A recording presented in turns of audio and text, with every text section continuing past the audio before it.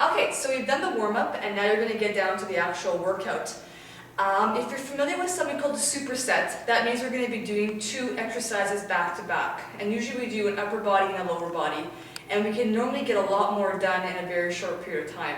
In terms of equipment, all you need to have, if anything, is a stability ball, which is great to have.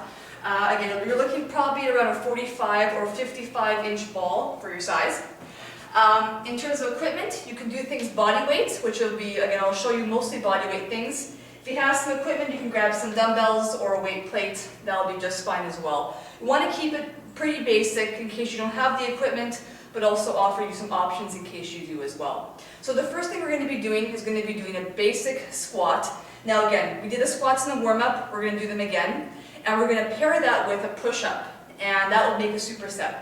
So we're going to be doing 12 reps at each of those, so 12 squats, 12 push-ups, back to back, and you can have a bit of a rest after that one, and then resume it again for 2 more sets. So, for example, if you want to do squats with dumbbells, you're going to have your dumbbells at the side, feet about hip width apart, hips back, squat on down, and then back to start again.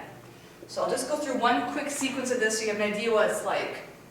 And it's, again, pretty intense because you want to keep the pace nice and quick and move back and forth between each of those. Okay, so I have 2 more here to make 12. All right, that's 12. Dumbbells to the side, and now into my push-ups.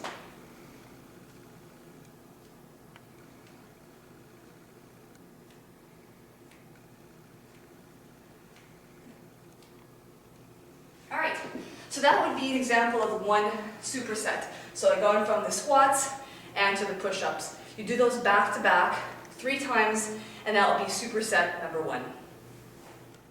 All right, so superset number 2, we're going to involve a lot more of our abdominal work with that one. So we're going to be doing what we call a reverse lunge. I'm going to have you either grab, again, this is a 5-pound plate.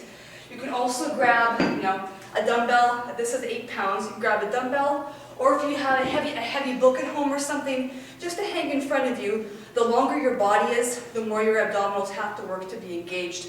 And again, we want to get your abs working because core is a huge part of successful rowing. So the lunge itself, you just take 1 foot back, drop it to a lunge, and then back again. So really, you want to keep your chest up. You want to take a nice step back. Your toes are going to point straight ahead of you. You're looking straight ahead, and you just drop down. So front leg is 90 degrees, back leg is 90 degrees, and you're good to go. So with the weights, just the front about shoulder height, 1 foot back, and then repeat. And so we're doing the same number of reps as we did for the squats and push-ups, 12 on each leg. Keep that plate nice and level. If you do begin to feel some fatigue, you can always bring the plate close to the body just to kind of allow those shoulders to rest just a little bit. Okay, so you'll do 12 of those. Then we're going to head to the floor. You're going to still have your plate or your heavy book or your dumbbell, and we're going to be doing something called the Mason twist. And so the Mason twist works the obliques, the main abdominal area, and that's probably also a bit of shoulder work too. So what I want you to have you do here, heels in contact with the floor, knees slightly bent, your back's just a little bit back, not fully 90 degrees, but a little bit, well, probably 80 degrees or so. Grab a plate, and then kind of hang on to like you're going to hang on to a steering wheel. And you're going to go to one side as far as you can, and then to the other. So a lot of rotational work, which is, of course, part of dragon boat paddling. To make it more difficult, feet can come off the floor, but you must keep your knees very stable. So no rocking around, nice and controlled, one side and the other. And so you'll do that again, 12 per side. So lunge and this will make your second superset. You can take a break if you need it, and then repeat again 2 more times for a total of 3 supersets. Okay, so superset number 3, we now have our stability ball. We're going to be doing a hamstring curl with the ball, and then we're also going to be doing a body weight activity called the Spider-Man climb. Again, back to back, 12 reps of each. So with the hamstring curl, if you've never done it before, you have to get comfortable with the ball first of all, and that usually means just having your feet in contact with the ball, placing them in, bottom of the shoe in contact. You want to squeeze your bum, lift your hips up, And just actually practice that first of all. This is what they call a traditional glute bridge or a hip extension. And this just gets you practice for how to do it properly. To do the hamstring curl, you have to do this part, and then you have to roll the ball out and then bring it back. So this is where it becomes a little bit more tricky. But when you get that to that point, you'll be doing 12 reps right here, squeeze the bum, keep the hips up the whole time. And again, you'll be doing 12 reps just like that. Watch that your bum doesn't begin to sag, really keep the hips up, and do that whole sequence right there. So you'll be doing 12 of those. So that's a hamstring curl with a stability ball. And then part 2 is called a Spider-Man climb. I'll go to the side here. So Spider-Man climb, we are in a push-up position. My hands are directly under my shoulders to keep my shoulders safe. My bum is down, and what I want to do to keep my abs braced, of course, nice and tight in the abs. So I'm going to bring one foot to the outside of my hands, and then the other. So you're going to be doing 12 reps just like that. Now I have really good flexibility in my hips, so for myself, I can get my hands and feet beside each other. If you have some limitations and you only get up to here, that's okay. But just progress to that point, don't force it until you actually develop some better flexibility in your hips.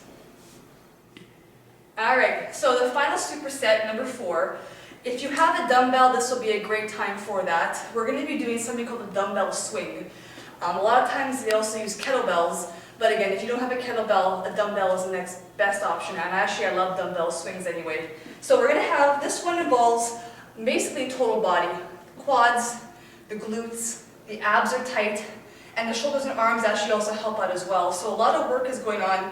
It's also a very explosive activity. So begin to start slowly and then progress with your speed and also with the weight. So don't go too fast too soon.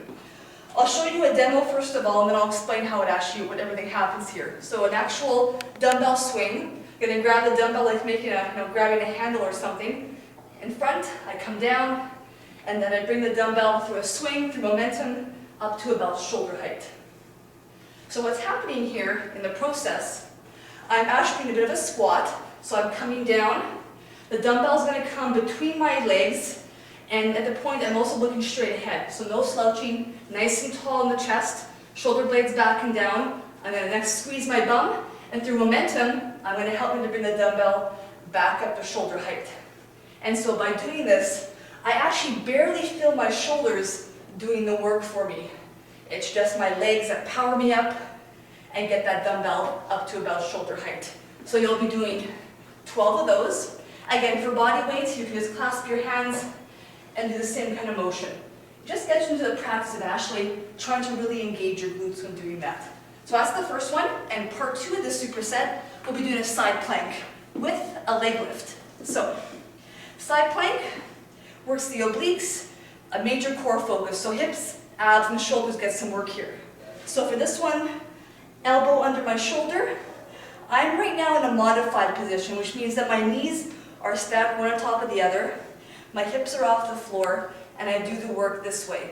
For a leg lift here, I have my leg extended, the top leg, and I just raise it up and down, just to about hip height, and then back down again. So I'll be doing 12 on one side, then I'm going to switch, and do the same thing. Leg out, and then 12 on the other side. Be careful not to round your shoulders. You want to keep everything from chest, hips, and leg in one full line. So that's going to be a modified side plank. To make it more challenging, you're going to actually prop up onto your stacked feet. But same thing.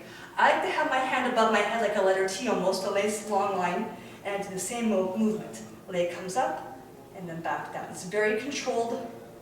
Nothing, I don't want to be slamming my foot down. It's all about actually using and engaging my hip muscles to help me to get them stronger, which is also a big source for power generation.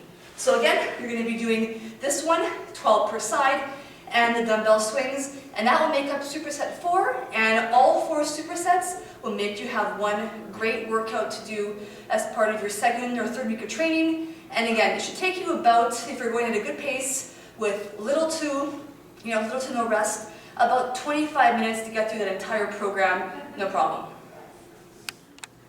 Okay, so just to wrap up for what to do for the workout, you might get a question, for example, well, what if I need to have some rest in between that? And that's a great question, because certainly if you have been an advanced exerciser and you've done this before, then you can definitely have 15 seconds to little rest and just go back to back if you're a hardcore exerciser. If you're new to this or have been away from it for a while and are coming back now, definitely give yourself between 30 seconds to even a minute just to be able to catch your breath again. Because we're doing mostly total body activities involving many, many muscle groups, you're going to be working pretty hard as it is for each exercise. And so you might feel kind of winded, and it's okay to have a little bit of recovery between that time. So if your body needs it, take that half minute to a minute recovery, and then repeat that same superset again. The last thing you want to have is to be too fatigued and to actually affect the quality of your actual exercise. Second point is about technique.